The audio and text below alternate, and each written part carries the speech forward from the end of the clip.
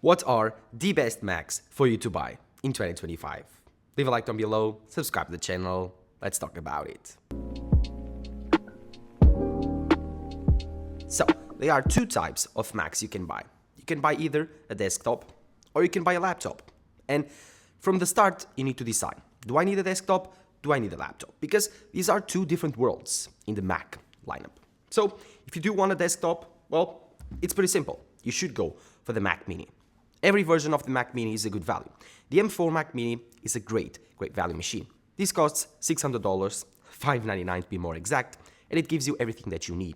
It has 3 Thunderbolt ports on the back and has 2 more USB-C on the front. It gives you an Ethernet port that you can pay $100 extra to get it at a 10 gigabit speed. You also have an HDMI port and you also have an headphone jack in the front. This machine is very small, as you can see side to side by my head. And again, my hand, it's bigger than the whole machine. And this is super fast. Imagine a Mac Studio sized down for this incredible compact machine. It has a cooling system that is more than enough to cool this machine. It has an M4 chip or the M4 Pro. Either version does not thermally throttle.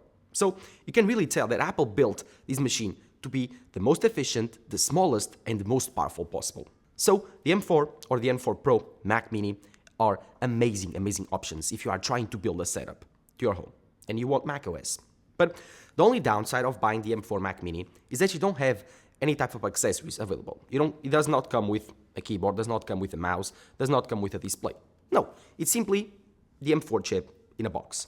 And for me, it's a great value because I already have a display, I already have a keyboard, I already have a mouse, and I don't need anything more.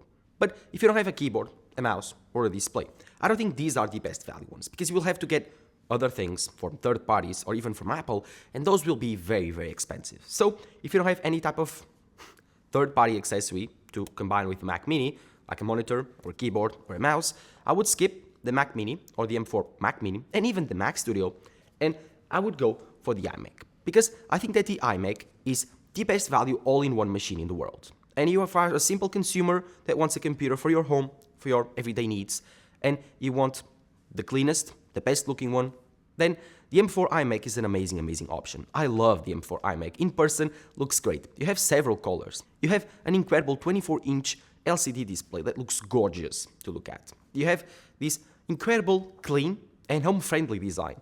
You have tons of I/O in the back. You have the speakers, which are incredible. You have an incredible webcam, which is center stage.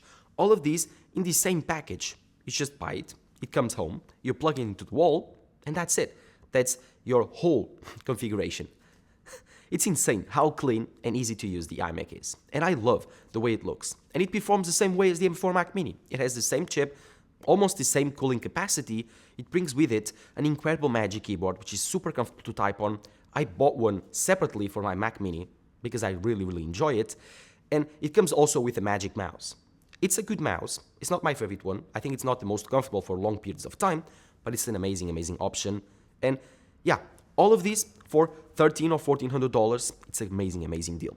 Again, if you buy the M4 Mac Mini, $600. It gives you the same amount of things that the M4 iMac gives you, but short of the display, keyboard, and mouse. And if you buy the same quality display as the iMac, it will cost you around $800. So you already add the price of the iMac. And then the Magic Keyboard, which is $100, plus the Magic Mouse, which is another $100, that's $200 of savings that you are using. And of course, it's not as easy and clean to plug in as the iMac, because the Mac Mini will have lots of cables, you will have to have this hanging around somewhere, although it's so small that you can put it on your desk, but I wouldn't do it.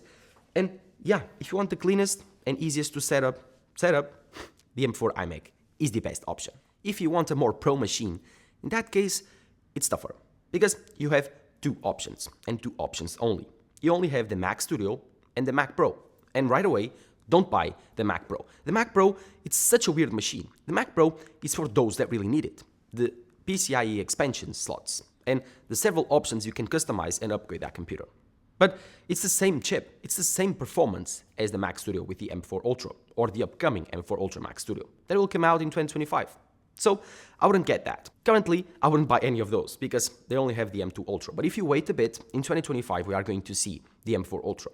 And in that case, I would go for the Mac Studio. The Mac Studio is an amazing piece of engineering. It's small, compact, but it's so powerful. When I say small, it's not as small as the Mac Mini, obviously. It's much bigger than this machine, but it's truly, truly compact for such a performance machine.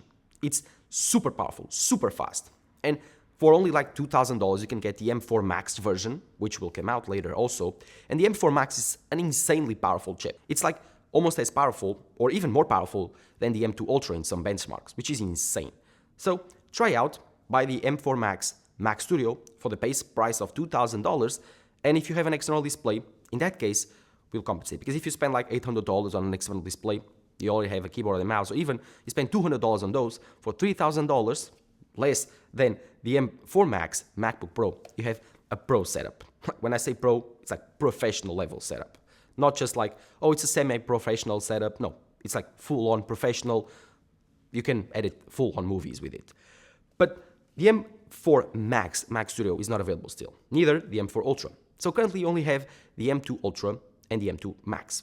Don't buy it. Don't buy the Mac Studio currently. It's not a good deal. I think if you want to buy a desktop for right now to hold you on for later this year, I would go for the M4 Pro Mac Mini. Because the M4 Pro Mac Mini, it's super powerful still. I think it's on the same level as probably the M2 Max or even closer to the M3 Max. It's a very, very powerful chip. In terms of 3D rendering, it might be not in the same level, but for video editing especially, this is a very, very powerful machine. It has the neural cores, the newest neural cores.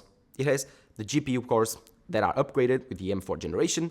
It has ray tracing, so it might be able to sustain your workflow until the M4 Max and the M4 Ultra chips come out in the Mac Studio.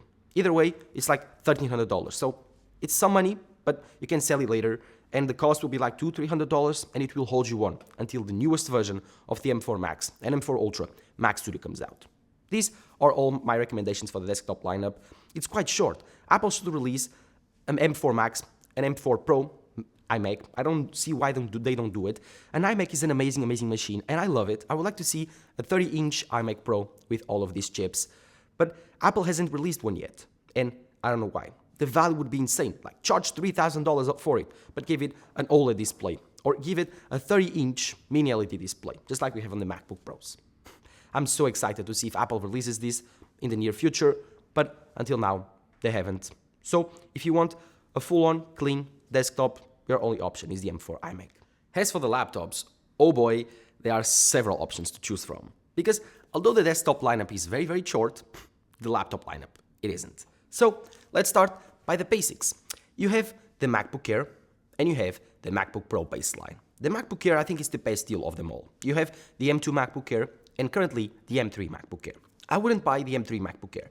If you want to buy a MacBook right now, buy an M2 MacBook Air refurbished, used, or at a discount. You can get it on Amazon or other third-party retailers, and they will give you incredible discounts on the M2 MacBook Air. Currently, this is so cheap that it will give you an incredible LCD display, a very, very thin and compact design, an incredible keyboard, speakers, amazing battery life, and trackpad. So for the baseline MacBook or the baseline laptop, this is the best option. It's incredible. It has replaced the M1 MacBook Air as the best value computer laptop in the planet, and I love it. And it's my best recommendation for those looking for the cheapest MacBook possible. Then you'll step up for the M3 MacBook Air. And this is tough because it costs $200 more and it's not as easily found on a discount, and it's not that much faster. It's a bit faster, it's like 15 to 20% faster than the M2 MacBook Air. But in this baseline computer, you don't need the extra speed. You're just doing normal stuff, which the M2 is way more than enough. Trust me. Because if you are looking for a pro-level machine, you won't be buying a MacBook Air. It thermally throttles a bit on the performance. So I would go for the M2 MacBook Air and wait and see if the M4 MacBook Air comes out. If you want the extra future-proofness, if you want the extra, I don't know, years of support, if you want to be safe, wait, because in March, April timeline, we will see the M4 MacBook Air. And that, yes, that will be a big jump over the M2 MacBook Air. More performance, way more efficiency, and of course, the new chip, the M4 chip, that we have already seen on the MacBook Pros and the iPads, is going to be a big jump over the M2 and the M3. If you step over for the MacBook Pro lineup, you have several options. Currently, I'm dealing an M1 Max MacBook Pro 16-inch. This is from 2021, so these computers last a long, long time. But which machines should you buy? Well, for starters, you have the M4 MacBook Pro. And this year, this machine is a better value than last year's M3 MacBook Pro. You get one more USB-C port. You get a bit better performance. You don't get a throttle chip, just like last year. So the M4 MacBook Pro has increased a bit in the value when compared to last year's M3. Last year's was like those chips that wasn't as good of a quality, and they put it on the M3 MacBook Pro and they sold it to you for $1,400. But now it's almost at the same level, or at least the same level as the baseline M4 Mac Mini. So you should get it. It's like $1,400 and it gives you a 14-inch mini LED display, gives it incredible MacBook Pro design, 3 USB-C ports, 1 HDMI port, 1 headphone jack. It also gives you the SD card slot. It gives you an incredible keyboard and mouse experience, the best in the world on a laptop. Gives you amazing speakers, the same speakers found on the Pro versions, the 14-inch M4 Pro and the 16-inch M4 Pro and M4 Max. It gives you an incredible camera. It's incredible to look at. It's a center stage camera, the same as the Pro machines, more expensive machines, and it gives you the same design. It's also very important to mention that this year Apple has upgraded the base model to 512 GB of storage and 16 GB of RAM. The only thing that you don't get is the extra performance from the M4 Pro or the M4 Max. So if you are looking for a good performing machine, but with all the perks of the more expensive versions of the MacBook Pro lineup, the M4 is the best option. It's an incredible deal. So if you love this new MacBook Pro design, but you don't need the extra performance, the M4 MacBook Pro 14-inch is the best option for you. And it's also the cheapest. Moving on to the more expensive lineup, you have two options, the M4 Pro and the M4 Max. And this is a tough choice. The M4 Pro is for those that you don't need the extra GPU performance, but you do need the extra CPU. And in this, you have two options. The baseline M4 Pro MacBook Pro 14-inch starting at $2,000, and this is the best value of them all. This gives you everything that you need. It gives you the extra thermal capacity, gives you the extra performance of the M4 Pro chip, the extra CPU performance, and it only lacks a bit on the GPU performance. The M4 Pro MacBook Pro gets you all the things that you need, gets you the RAM, the storage, the chip, the design, and all of the hardware things and features from the new generation MacBook Pros, but it only costs $2,000. If you want more CPU performance and more GPU performance, you'll have to move on for the M4 Max. And here, I wouldn't buy the 14-inch MacBook Pro. I would go for, thirdly, the 16-inch. The 16-inch is simple, the better computer. It's bigger, so it can handle more workloads. It has a bigger battery, so the battery life is better and the performance, and it has a bigger display for you to work on. So this gorgeous 16-inch mini LED display now is the biggest and the best ever on a MacBook Pro. And if you want to get this huge bad boy, just look at this size. It's huge compared to my head and compared to the M4 Mac Mini. Like, look at this. Ridiculous the amount of size that you can get between these two computers. It's insane. Like, and this is the best computer and the best laptop in the world. Obviously, if you want to video edit, this is insane. Premiere Pro, DaVinci Resolve, Final Cut Pro, 3D rendering, anything that you want to throw at this computer, it will go like butter. And it's super fast. The battery life is insane. Like, you only need to charge it once every 4 days. And if you are doing professional work, it will last you several hours doing so, not plugging into the wall. You don't need to plug into the wall to have full performance. It just does it on battery, unlike every other Windows computer. So this is the best laptop in the world, but you will pay for it. If you go for the M4 Max MacBook Pro, it will cost you like $4,000 out of the line, with only 1 terabyte of storage and 48 gigabytes of RAM. If you want more, you can compound it to $8,000 with 8 terabytes of storage and 100 and something gigabytes of RAM, which is insane. But these extreme levels of performance will cost you. So only buy this computer if you know you can justify it financially, and if you know you can recover that money from your work. If not, then the base M4 Pro 16-inch, if you want the biggest laptop in the world, is also a great option. It will cost you around $2,500, and it's a good value. But if you want the M4 Max and you are not a professional guy, don't go over the line of the $4,000 mark. You don't need it. Buy external SSDs and you will be good. As for the RAM, I never found that my only 32 gigabytes of RAM present on the M1 Max was not enough, so your 48 should be even better.